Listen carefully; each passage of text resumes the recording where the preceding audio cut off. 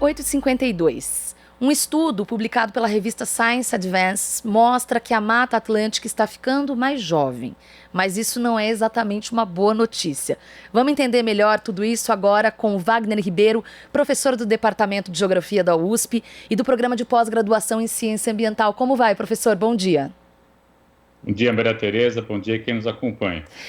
Professor, enfim, quero saber desses dados publicados por esse estudo, mostrando o monitoramento por satélite sobre a cobertura florestal da Mata Atlântica, que vem aumentando desde 2005, graças a uma série de iniciativas, só que, no meu entender, e aí eu queria saber o que o senhor tem para dizer sobre isso, se estão sendo recuperadas essas áreas, significa que elas foram destruídas, certo?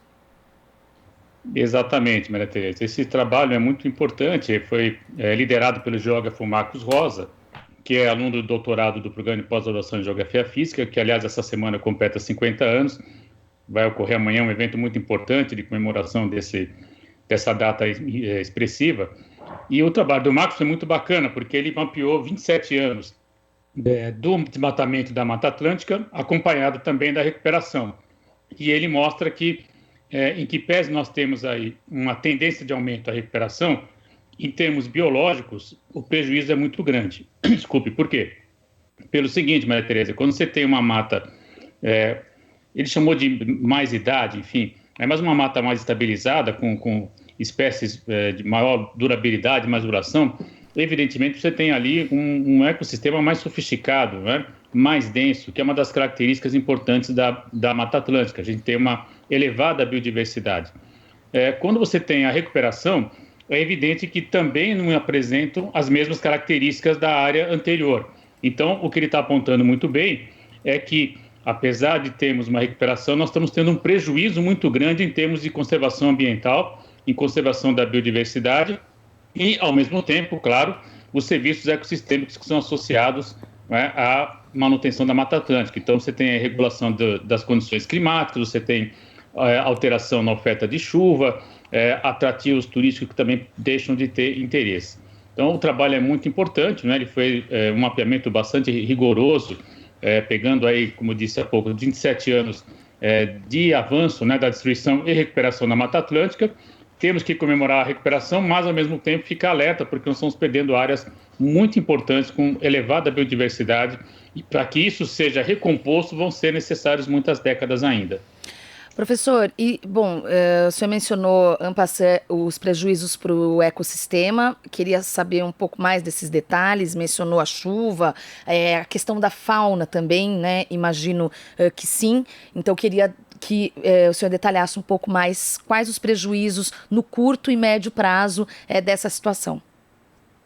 Veja, no curto prazo a gente já pode identificar claramente a redução, né? Você falou em fauna, por exemplo. Uma das áreas que o estudo detectou como de grande impacto é justamente o sul da Bahia, onde você tem ali a ocorrência de micos, né, bastante singulares, eu diria endógenos mesmo, que só ocorrem nessa área, né?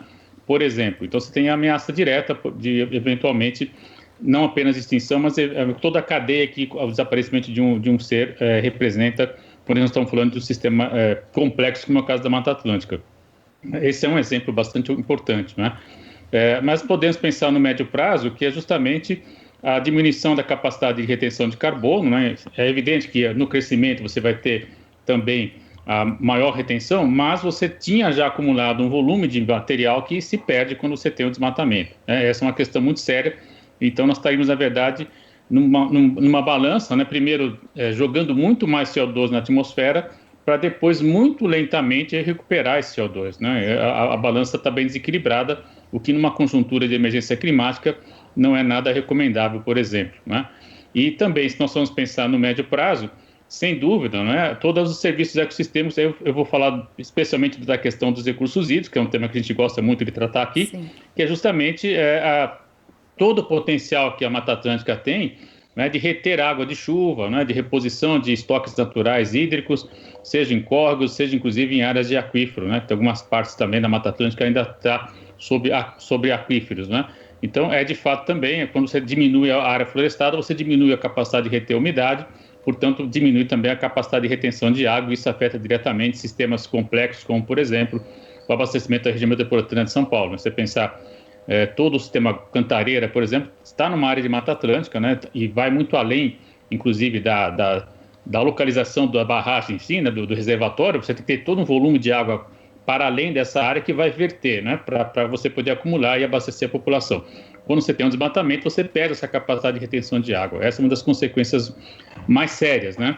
E o próprio trabalho mostra muito bem, nós temos na faixa da Mata Atlântica a grande maioria da população brasileira, né? Ele aponta 75% da concentração da população brasileira. É um número realmente expressivo, que nós sabemos, a população brasileira se concentra numa faixa de até 100 quilômetros do litoral, grosso modo, com algumas exceções, evidentemente, Brasília, Manaus, Belém, mas de qualquer modo você tem aí, Belém está no centro, desculpe, né? Mas você tem aí, na verdade, uma grande concentração, e parte dessa concentração justamente junto ao bioma da Mata Atlântica. Então, é de fato também colocar em questão a própria capacidade de abastecimento hídrico dessa importante parcela da população brasileira. Muito bom. Infelizmente não temos mais tempo, mas quero agradecer muito a sua participação para comentar esse importante estudo. Wagner Ribeiro, professor do Departamento de Geografia da USP e do Programa de Pós-Graduação em Ciência Ambiental. Prazer em falar contigo de novo, professor. Bom dia e até a próxima. Até a próxima. Você está ouvindo Jornal Brasil Atual. As notícias que os outros não dão.